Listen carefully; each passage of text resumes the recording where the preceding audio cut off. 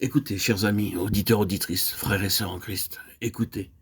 Ce que la parole de Dieu vous dit aujourd'hui, c'est la confiance en la chair qui vous a empêché de vous glorifier en Jésus-Christ. C'est votre moi qui a voulu faire ce que l'esprit seul peut faire.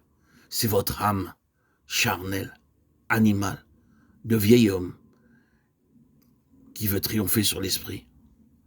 Et l'ensemble de vos facultés, de votre intelligence a pris la haute main en vous, espérant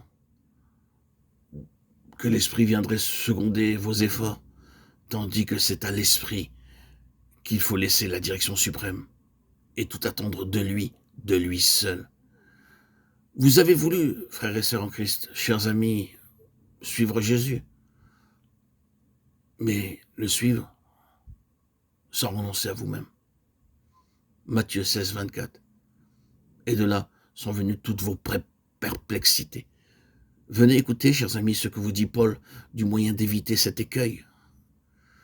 C'est nous qui sommes la vraie circoncision, nous qui savons Dieu en esprit, qui nous glorifions en Jésus-Christ et qui ne mettons point notre confiance en la chair. Vous avez là les deux bases du culte spirituel. L'esprit glorifie Jésus et il abaisse la chair. Pour pouvoir nous glorifier en Jésus, pour savoir que lui se glorifie en nous, pour que ceci devienne notre expérience de chaque jour, pour être ainsi affranchi de l'incapacité qui accompagne toujours les efforts de la chair. Il faut simplement apprendre à adorer et servir Dieu par l'esprit.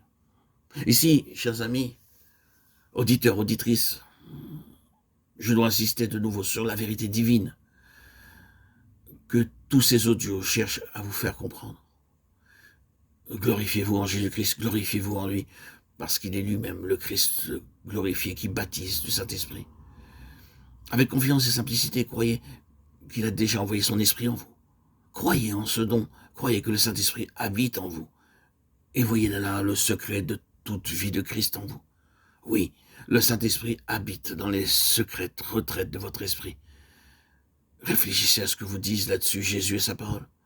Pensez-y souvent jusqu'à ce que votre âme reconnaisse avec respect, avec adoration, que réellement le Saint-Esprit de Dieu habite en vous.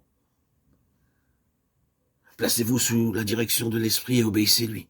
Cette direction ne s'exerce pas seulement dans l'intelligence et les pensées, elle s'étend à tous les détails de la vie.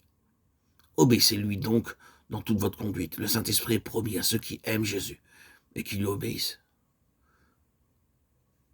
Ne craignez pas de dire que Jésus sait que vous l'aimez et que vous lui obéissez de tout votre cœur. Souvenez-vous que l'Esprit est encore sur la terre pour rendre le Seigneur Jésus à ses disciples. Je ne vous laisserai point orphelin, dit Jésus, je viendrai à vous. Jean 14, 18.